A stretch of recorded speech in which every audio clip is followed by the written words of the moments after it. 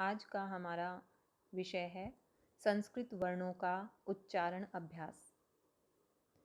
किसी भी वर्ण का जब हम उच्चारण करते हैं तो हमारे मुख से निकलने वाली वायु यानी सांस और हमारी जीभ मुख के अंदर अलग अलग हिस्सों को छूती हैं, उन्हें ही हम उच्चारण स्थान कहते हैं। तो आइए देखिए अब कौन से उच्चारण स्थान हैं। कंठ यानी गला, दंत दांत, ओष्ठ होंठ, नासिका नाक। तालु और मूर्धा को समझने के लिए आप थोड़ा सा ध्यान दीजिए। अपने मुंह के ऊपरी हिस्से में दांतों के ठीक पीछे मसूड़े हैं। मसूड़ों के बाद सख्त तल आता है, कठोर तल है, उसको हम मूर्धा कहते हैं। और मूर्धा से थोड़ा सा और आगे जाके अंदर की तरफ नरम तल आएगा, उसको हम तालु कहते हैं। तो ये थे उच्चारण स्थान।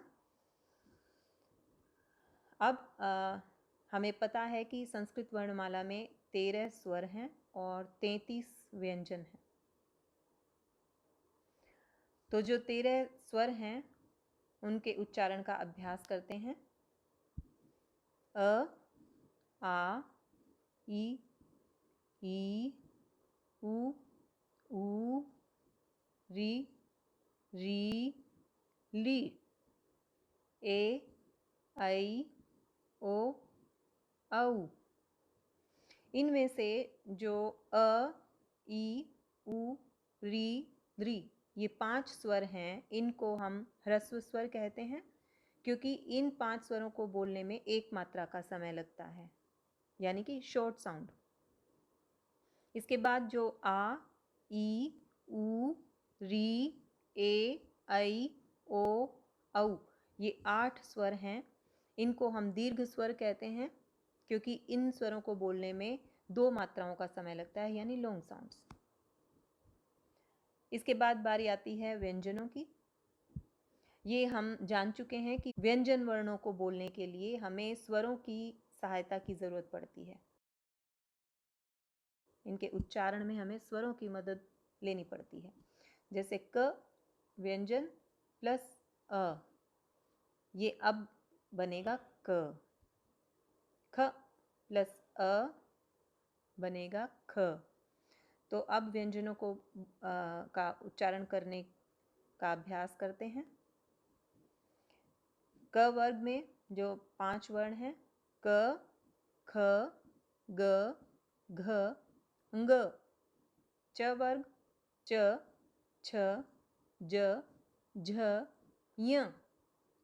ट वर्ग ट, ठ, ड, ढ, ण। त वर्ग त, थ, द, ध, न। प वर्ग प, फ, ब, भ, म। अब इन 5 वर्गों में जो अंतिम वर्ण है, यहाँ मैंने इसको इस सर्कल के अंदर रखा है। इन 5 वर्णों को अनुनासिक कहते हैं। क्यों? क्योंकि ये इनको बोलने में, इनके उच्चारण करने में मुंह के साथ साथ हमारी नाक का यूज़ भी होता है, नाक का प्रयोग भी हम करते हैं, इसलिए इनको नाक में भी बोले जाते हैं, इसलिए इनको अनुनासिक कहते हैं।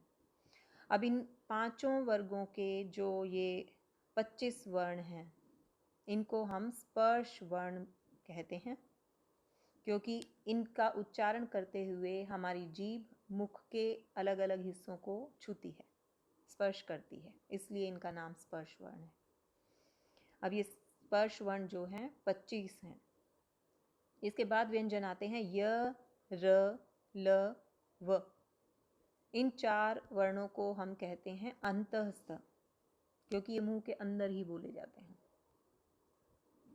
इसके बाद श, श, स, ह। इन 4 वर्णों को नाम दिया गया है ऊष्म क्योंकि इनका उच्चारण करते हुए हमारे मुख से ऊष्मा पैदा होती है। अब यहाँ ध्यान देने वाली बात है कि जो ये 3 श लिखे हुए हैं, इसमें जो पहला श है, इस पर ध्यान दीजिए। इसको बोलते हुए, इसका उच्चारण करते हुए हमें अपने तालु को स्पर्श करना है जीभ से। श श। जो श षटकोण वाला है उसको बोलते हुए हमें अपनी मूर्धा को छूने की कोशिश करनी है। श श। जो नेक्स्ट इसके बाद जो स आएगा, स, इसको बोलते हुए, इसका उच्चारण करते हुए हमें अपने दांतों का यूज करना है, यानी दांतों से हवा बाहर निकलेगी इसको बोलते हुए। स स।